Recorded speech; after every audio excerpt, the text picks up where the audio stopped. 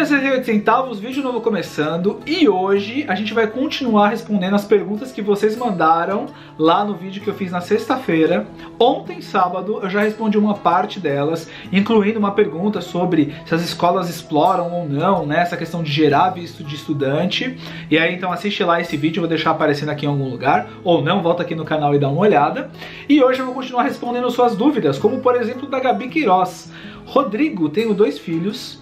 E em caso de emergência dessas crianças tiverem febre, né? Como pai você sabe, como é que é o pronto-socorro, pronto atendimento público, o que o imigrante pode passar, né?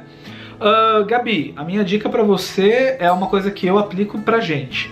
Eu tenho um seguro viagem, que eu contratei lá com a Aline, de uma agência chamada O Tripulante. O e-mail deles é otripulante@hotmail.com. Eles têm outro e-mail, mas eu nunca consigo guardar esse endereço, então manda nesse que eu pedi pra Aline continuar olhando ele por enquanto. E aí eu pago hoje uns 600 ou 700 reais por mês para nós 4. Então o Enzo começou a ter uma febre, como aconteceu às vezes em viagem. A gente tá em, sei lá, em Washington, ele ficou com febre. Ou a gente tá aqui, a Rafa teve uma infecção. Aí a gente liga para essa central de atendimento, eles mandam um médico aqui em casa, ou eles nos levam até um consultório. Isso é para as emergências, tá? Então eu utilizo isso como recurso. Existem mais 2 formas, que é você pagar a parte. Então, por exemplo, hoje um pediatra aqui você vai gastar uma faixa de 180, 150 dólares por consulta, né? Porque não foi emergência. E eu continuo pagando meu convênio médico no Brasil. Numa emergência, sei lá, no cenário de ter que fazer exames, alguma coisa do gênero, como a gente pode ir e voltar pro Brasil, a gente volta, faz todo o acompanhamento médico que eu preciso do Enzo e depois volta de novo pros Estados Unidos, tá? Deixa eu rodar a vinhetinha que eu vou continuar as perguntas agora.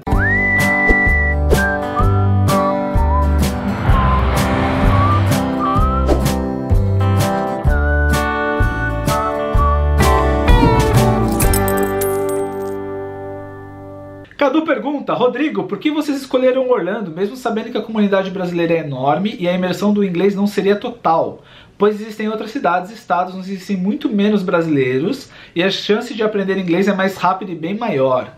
Pergunto porque eu sei que a intenção de intercâmbio de vocês é realmente para aperfeiçoar o inglês. Cadu, existe uma falsa expectativa também, que Orlando tem tantos brasileiros ou tantos latinos que você não tem o contato com o americano. Isso não é verdade.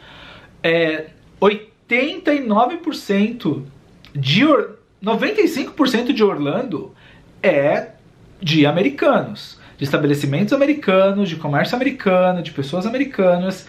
Então, por mais que, por exemplo, hoje eu moro em Metro Oeste, se eu for no Five Guys, eu só vou ter americanos me atendendo. Se eu for no McDonald's, eu só vou ter americanos me atendendo. Se eu for no... Fala mais um aí, Rafa.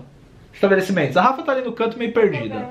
Se eu for no Taco Bell, só tem americanos me atendendo. Não tem latino lá trabalhando. Então, por mais que existam bastante brasileiros e latinos de uma forma geral, que é um pouco característico da Flórida, você ainda tem a grande maioria de americanos. E eu acho que isso não é de todo ruim. Por mais que a gente quisesse aprender um idioma, existe a questão cultural. E a gente não sabia como seria ter um americano 100% nativo, né? 100% americano. Ou, de repente, a gente encontrar com um redneck, que é aquele americano do campo, um pouco mais bruto. Até esse termo é até um pouco pesado, mas é no sentido daquele americano que, às vezes, até um pouco...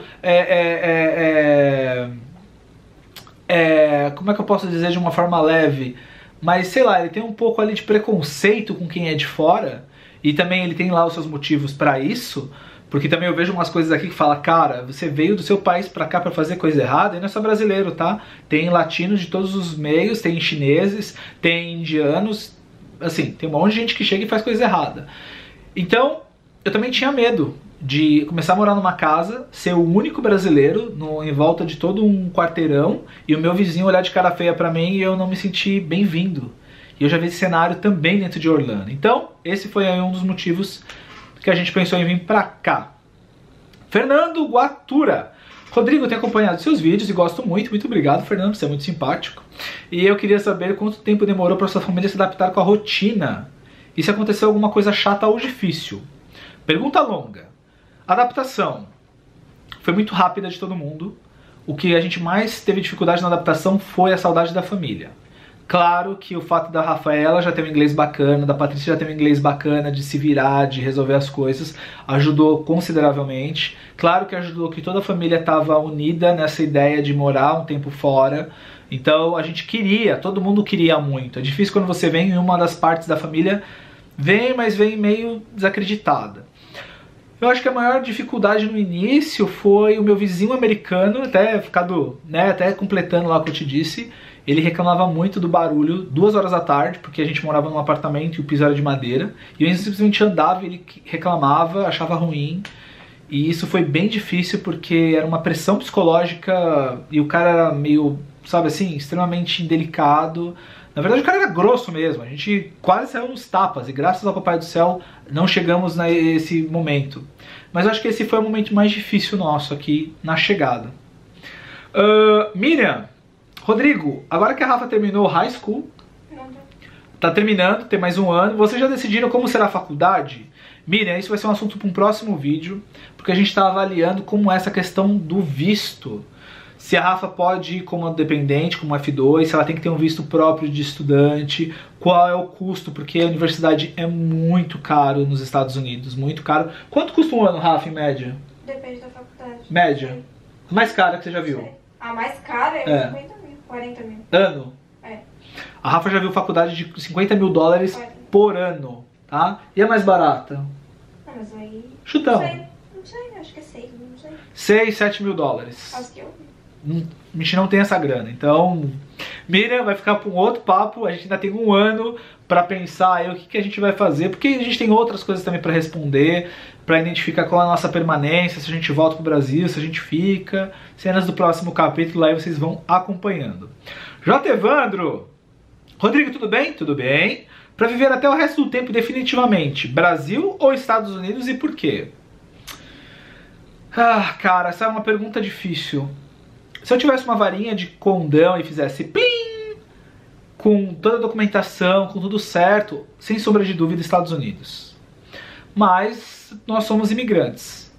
Então a gente tem que identificar um meio legal para poder continuar, porque senão também você corre muito atrás do rabo. Eu vou fazer depois um vídeo sobre isso, mas a gente precisa de uma forma legal para continuar e para realmente poder ter realmente, né, trabalhar legalmente dentro dos Estados Unidos. Eu já falei como é que vem minha renda em outros vídeos, você dá uma olhada lá, eu tenho business rodando no Brasil, mas esse cenário é muito difícil, é muito complicado. Então você tem que ficar fazendo câmbio de lá para cá e aí paga imposto, aí perde dinheiro, aí o dólar sobe. É complicadíssimo esse cenário. Então, sim, Estados Unidos, sem sombra de dúvida. Mas se a gente não tiver a opção, volta pro Brasil e estuda um plano B. Então, sei lá qual será o plano B. Talvez outro país, entendeu? De repente a gente vai pro Zimbábue e fala aí, Rafa. E vai ser feliz lá, não dá pra saber. Não, eu tô falando sério. Uma vez, quando eu tinha 18 para 19 anos, eu quase fui para Angola, porque eles estavam pagando em dólares lá para estrangeiro, e nessa época eu tava trabalhando com tecnologia, com implantação de sistema, e eu falei, pô, pode ser uma boa. Mas eu não fui. Eu tive amigos que foram e que falaram que foi uma experiência ótima. E aí eu me lembrei que eu um dia já pensei em morar no exterior, olha só. E eu falo no vídeo que não, né? Desculpa aí, gente, não lembrava disso. Que mais aqui, gente? A gente tem aqui de pergunta. Já respondi o Cadu, já respondi todo mundo. Acho que eu respondi todo mundo aqui, meus amigos. Não, o YouTubers Pilantra nos Estados Unidos fez uma pergunta que eu não respondi. Esse cara aí, ele é engraçado. Vira e mexe, ele manda pergunta, ameaça. YouTubers Pilantra dos Estados Unidos. Cara, aqui a gente é muito da paz. A gente responde algumas coisas, outras coisas não, porque eu não entro em confusão, eu não entro em briga. Tudo que a gente tem postado tá aí, público pra todo mundo, não existe segredo, não existe nada. E aí ele fez assim 2 perguntas. A primeira eu já respondi pra ele no comentário. E basicamente ele perguntou assim se eu tenho amizade com youtubers ou com pessoas que as pessoas às vezes falam na internet que geraram confusão, que tiveram problemas. Guys, eu sou amigo de todo mundo, eu converso com todo mundo, não tenho nada pra falar de ninguém, eu nunca vou entrar aqui ao vivo ou em vídeos pra falar de mal de um youtuber A, youtuber B, porque assim, até onde eu sei, não tenho prova de nada de ninguém e eu também nem vou atrás. E tá longe de mim aparecer online pra cagar regra, desculpem o termo. Mas assim, o meu canal é pra contar a minha história, pra contar a minha vida, pra contar as nossas experiências. E eu não tô muito preocupado com o que as outras pessoas estão fazendo. Se elas estão fazendo certo ou errado, cada um sabe o que faz, cada um publica o que quiser, a internet é livre e viva a internet. Mas a segunda pergunta dele foi, se você não pode trabalhar nos Estados Unidos, como é que vai fazer quando o seu visto acabar? A gente volta, velho. Dói, é difícil, mas a gente volta. Então é isso aí, meus amigos. Se você gostou desse formato, escreve aqui mais comentários aqui embaixo. Gostei de responder pergunta.